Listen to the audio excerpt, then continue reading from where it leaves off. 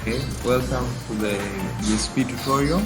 Today I'll be showing you how to use the DSP dashboard.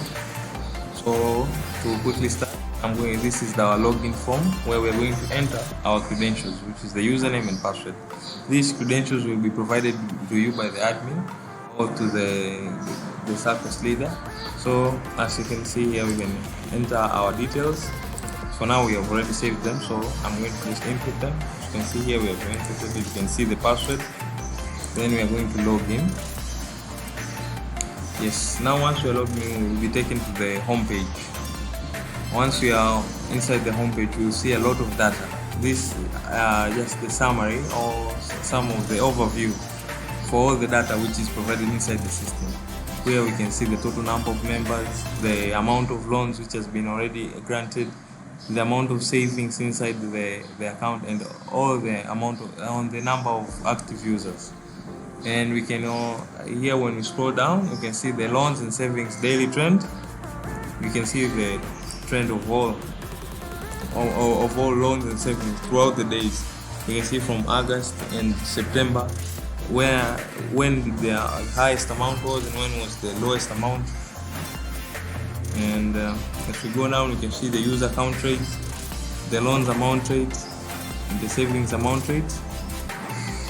And here we also shown the number of eligible loans granted, the number of downloads, the number of savings accounts which are created and registered inside, and the number of events which are also registered. So as was said before, this is just an overview of everything that is provided inside. We can see the number of a chart which shows the amount of the ratio of the approved loans to the denied loans. We can see here also a graph which shows the transactional analysis from January to July. We can see when it peaked, when it did not peak. You can see the number of, here it shows the key where you can see this is the share deposit. So you can see the share deposit peaked in March. You can see everything from loan payment, saving deposit. So all this data is provided in this graph.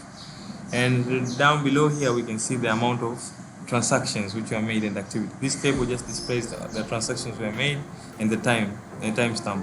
So you can see the date, we can see the time, we can see which member and what transaction which was made, either loan payment or the share deposit, and the amount which was made.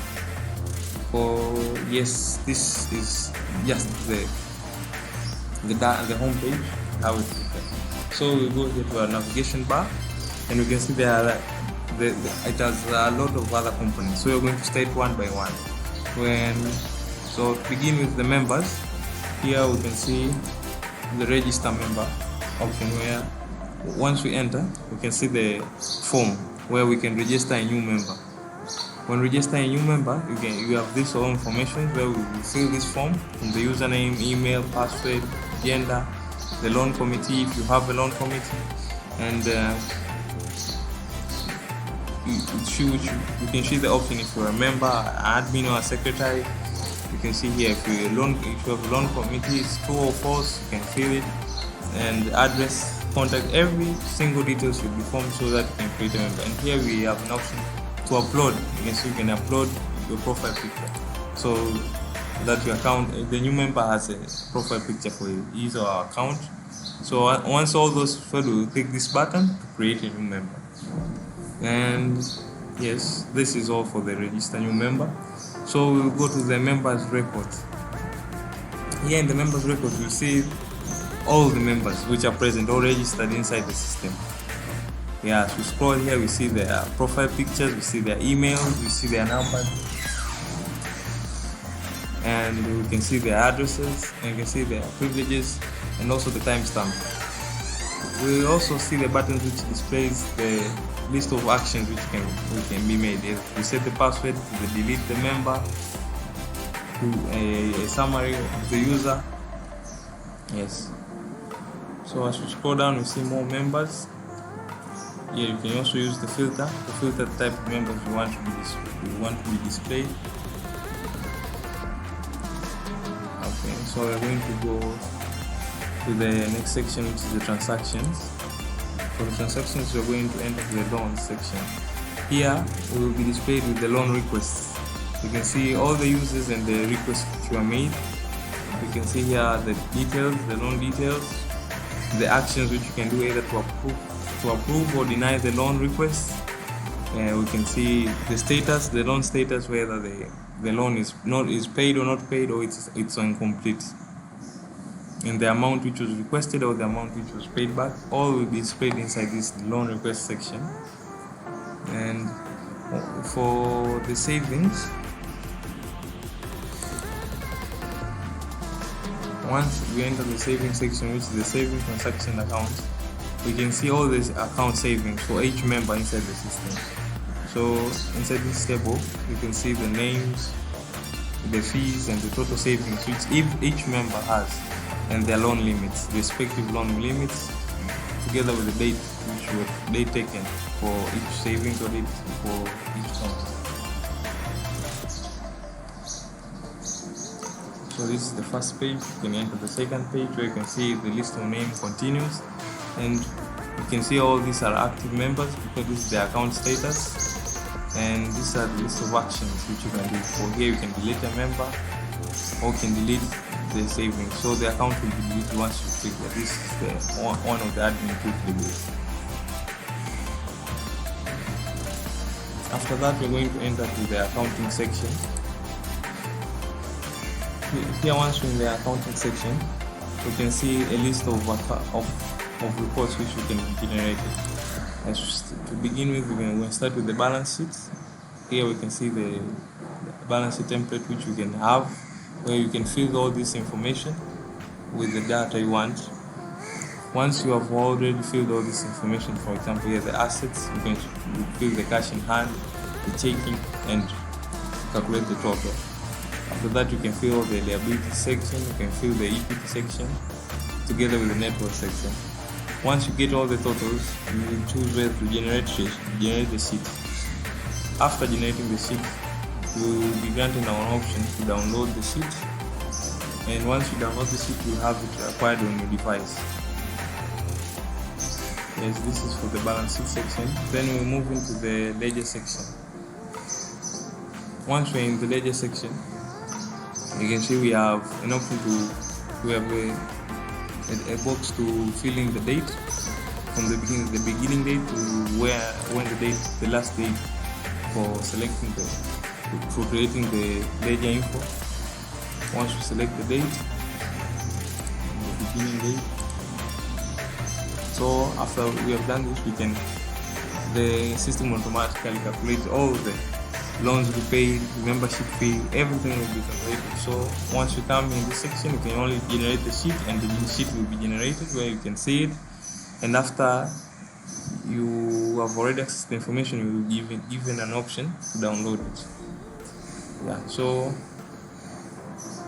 here we can always enter the cash flow section, and for the cash flow section, we can see the same. It's the same that as we have seen in the ledger and balance sheet section, where the information will be filled. You just have an option to choose from which date to start collecting and the end date where we can start collecting. Once that, you will generate the sheet and you get the full cash flow sheet. And we are moving to the profit and loss, where we can see it's the same process, and that's due to the trial balance. Where you can see we have been given the full trial balance, where you will also be able to generate it and download the sheet. So last we're going to the record section. Here there are two options, where there's the loan records option and the savings records option. We're going to enter the loan records section. Here you'll see the record of all loans which were taken, which were requested and were taken. So here we can see the members, the loans granted, the guarantor, and the loan types, together with the timestamps and loan status. So for here we can see an example of this member, which is Collins Masawe, was granted 600,000 as their loan, and the guarantors here were listed, which were Lycus and Shady, together with the loan type which were chosen for the business category, the date which the loan was taken, and the status which it is approved. So if it wasn't approved, as you can see here, for this other member it was written pending. Yes. So after that, that's all for the loan records section. And here we go to see there's a button to view, where you can view the document and lists all the loan records. The option is provided here. So once you're on this page, the loan records page, you will click the document where you will be able to view it all. And now lastly we're going to the savings record.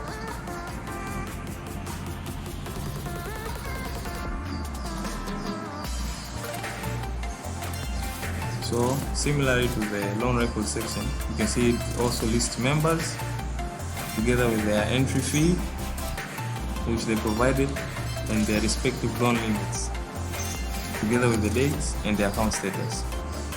For here you can see all account status, they're all active. You can see all their loan limits which are listed. You can see all the entry fees. And we can enter the next page where you can see the name continues. We can filter the names according to what we want. As you can see, we want to filter the names. So once you filter the names, you can see all the options which you want to put. Some the type of entry fee.